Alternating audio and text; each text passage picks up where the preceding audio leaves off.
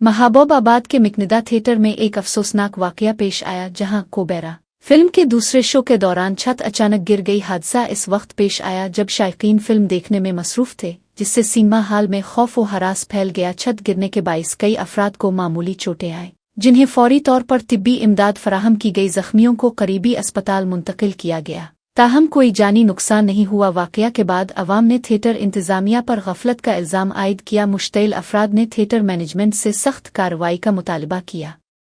Cinema hall में हिफाजती इक़दामात की कमी पर भी सवालात उठाए जा रहे हैं। पुलिस ने मौके पर पहुंचकर तहकीकात का आगाज कर दिया है। मुतासरीन ने कहा कि इंतजामिया को पहले ही छत की खस्ता हाली की शिकायत दी गई थी। वाक़ये ने जिला में थिएटरों की हालत जार पर नई बहस छेड़ दी है।